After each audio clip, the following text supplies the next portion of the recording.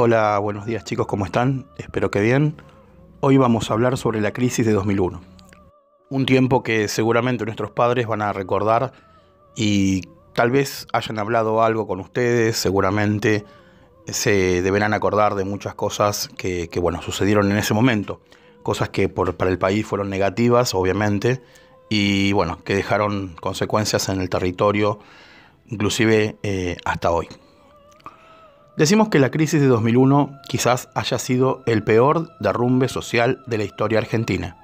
No se trató, desde ya, de una mera crisis económica, sino que se puso en juego la posibilidad de la continuidad del Estado Nacional como entidad con capacidad de autogobierno.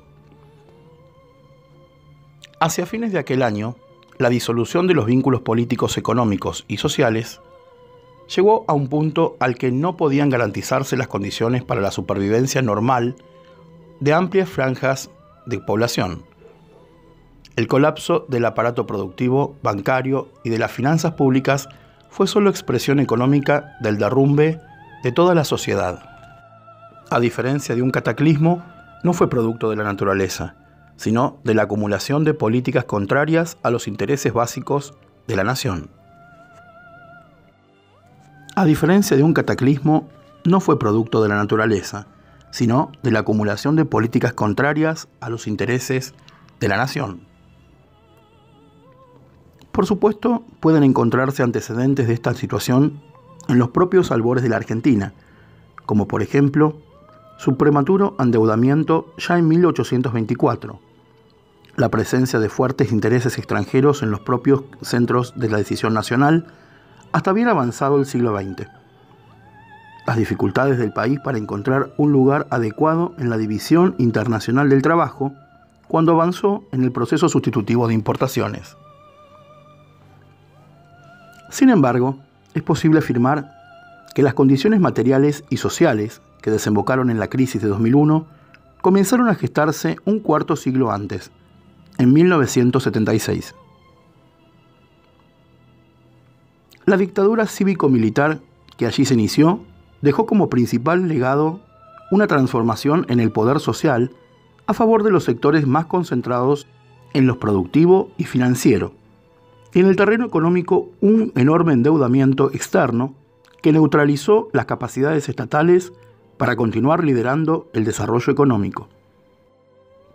El cuadro de fuerte endeudamiento fue el que favoreció la injerencia permanente de la tecnocracia neoliberal del FMI sobre la definición de las políticas públicas.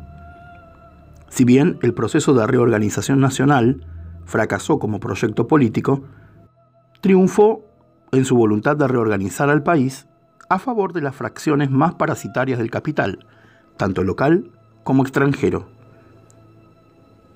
El proceso industrial y la precarización social se prolongaron durante las 2 décadas siguientes a la finalización de la dictadura, al debilitarse sustancialmente la inversión productiva, la obra pública y la investigación y el desarrollo tecnológico.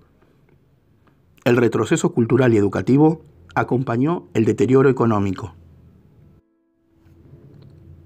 El periodo alfonsinista se mostró impotente para poder conciliar el crecimiento con el pago de la deuda externa y la presión de actores locales y externos sobre las menguadas finanzas públicas crearon un escenario de inestabilidad macroeconómica recurrente. La hiperinflación que concluyó con el gobierno radical creó un clima catastrófico propicio para que los acreedores externos, aliados a fracciones empresariales locales, delinearan un profundo programa de reformas estructurales diseñado para maximizar ganancias privadas a costa del patrimonio público y del ya debilitado proceso de acumulación local. Serán reformas estructurales de los 90, acompañadas por el plan de convertibilidad lanzado en 1991, las causas más próximas de la crisis de 2001.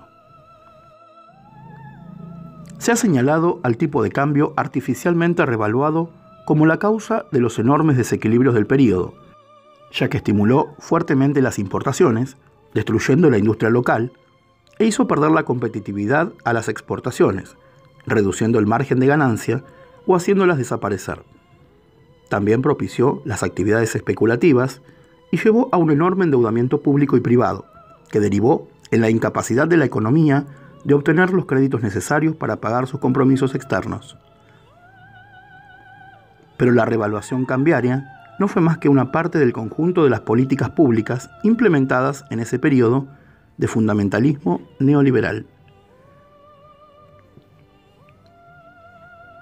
Según esa visión ideológica, el Estado debía crear un clima de negocios que propiciara la inversión privada.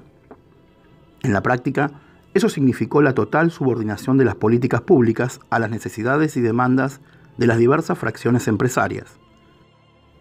Sin embargo, la sumatoria de favores a diversos intereses particulares no constituye una política productiva.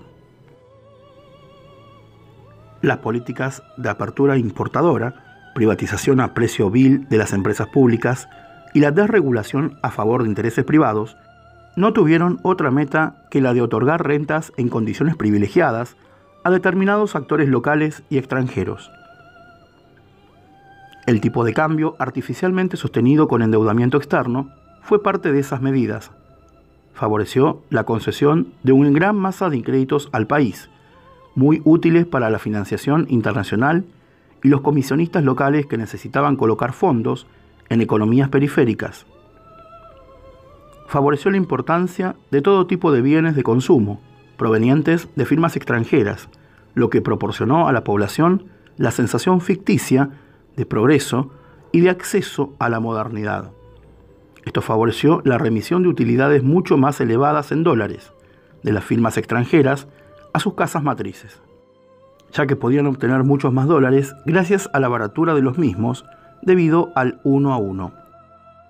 Esto favoreció la ilusión de estabilidad de precios, ya que la brutal disrupción de la producción local y la enorme masa de desempleados que se fue acumulando a lo largo de esos años presionó hacia la baja del salario nominal.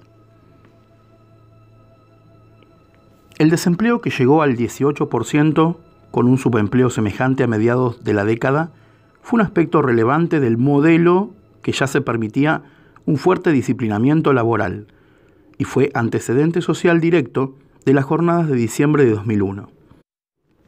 El movimiento piquetero surgirá a lo largo de todo el país como estrategia de autodefensa de diversos grupos poblacionales frente a la destrucción masiva de puestos de trabajo públicos y privados que propiciará la convertibilidad y la total imposibilidad de insertarse en un aparato productivo en constante achicamiento.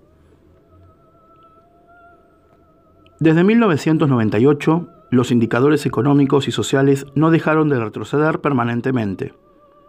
Cayeron en nivel de actividad, el empleo, los ingresos, las finanzas públicas. La fuga hacia adelante de la gestión menemista consistió en la venta de valiosos activos públicos, como por ejemplo YPF. Mientras en la gestión del larruista se insistió con el endeudamiento externo y los recortes presupuestarios para liberar recursos para poder pagar la deuda. La hegemonía ideológica del sector financiero sobre el resto de la sociedad fue de tal magnitud que a través del latiguillo del riesgo país logró que parte de la sociedad se solidarizara con sus demandas de ajuste y deflación para garantizar sus cobranzas al Estado. La subordinación de los principales partidos políticos a los financistas dejó prácticamente sin alternativas a la población, que creyó ver en todos los políticos a sus enemigos, perdiendo de vista las dimensiones socioeconómicas del modelo. La larga recesión desde 1998 hasta 2001 fue derrumbando las economías regionales, a los pequeños productores, a los comerciantes, a los profesionales, además de a los desocupados. Florecieron los clubes de trueque y las monedas provinciales devaluadas. El intento final de salvar a los bancos de una corrida bancaria, cuando finalmente sectores medios se despertaron de la ensoñación de la convertibilidad e intentaron sacar sus fondos de las entidades, mediante el corralito, llevó a un estado de extrema asfixia a la actividad económica, acrecentando el estado de angustia que afectaba a buena parte del país. El gesto irritante del presidente de la Rúa de declarar el estado de sitio ante la generalización de los saqueos hizo que se unificaran los múltiples malestares, y provocó el estallido del 20 de diciembre. Sin dudas, era el final de una larga época de decadencia nacional.